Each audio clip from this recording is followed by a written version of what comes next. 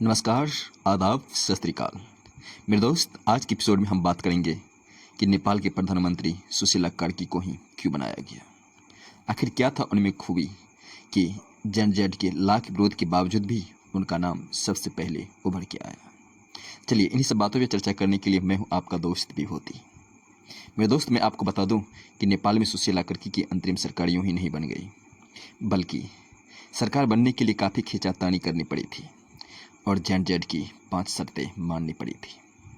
हालांकि सुशीला कार्की का बतौर प्रधानमंत्री का नाम 2 दिन पहले ही फाइनल हो गया था, लेकिन शर्तों पर विचार विमर्श करके मानने के बाद ही सुशीला कार्की को अंतरिम प्रधानमंत्री के पद पर बिठाया गया और रात को ही शपथ दिलाकर सरकार गठित कर दी गई।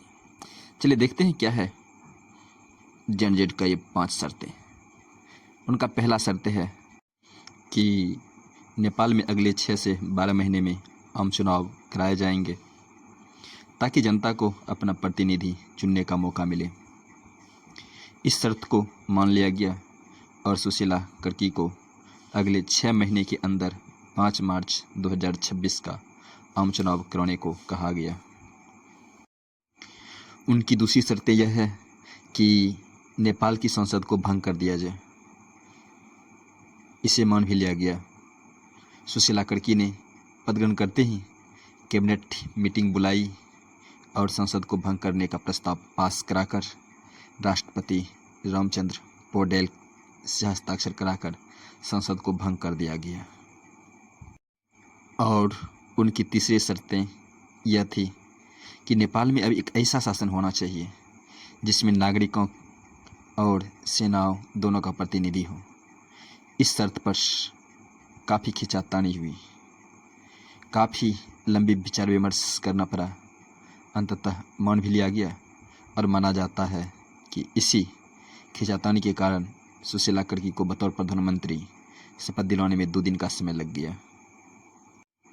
उनकी चौथी शर्तें यह है कि नेपाल में जितने भी राजनीतिक दल, मंत्री, सांसद और नेता हैं, उनकी संपत्ति में भ्रष्टाचार की जांच कराई जाए। इस शर्त को मानते हुए सुशीला कार्की ने एक भ्रष्टाचार निवारक आयोग गठित कर दिया है, जिसे जांच करके जल्द रिपोर्ट देने को कहा गया। उनकी 5वीं और अंतिम शर्त यह है कि जनजेड आंदोलन के दौरान प्रदर्शनकारियों के खिलाफ हुई हिंसा की स्वतंत्र और निष्पक्ष जांच कराई जाए। इस शर्त को भी मान लिया गया और अंतरिम प्रधानमंत्री सुशीला कार्की ने न्यायिक आयोग गठित करके जल्द से जल्द जांच रिपोर्ट देने को कहा।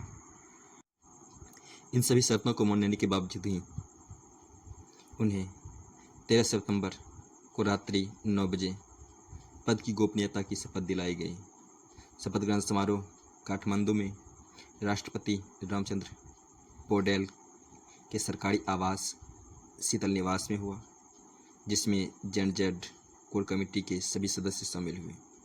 लेकिन सबसे अच्छी बात यह है और सोचने वाली बात यह है कि जनजेड ने सरकार का हिस्सा बनने से इनकार कर दिया, बल्कि सरकार के कामकाज की निगरानी करने का फैसला लिया।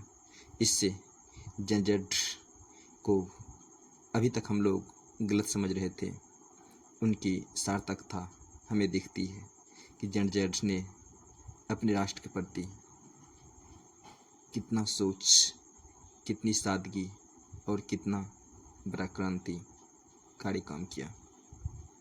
और रही बात कि सुशीला कार्की को ही नेपाल का प्रधानमंत्री क्यों बनाया गया, तो मैं आपको बता दूं कि सुशीला कार्की पहले सोशल एक्टिविस्ट रह चुकी है और सबसे बड़ी बात है कि वह नेपाल की पूर्व मुख्य न्यायाधीश रह चुकी है।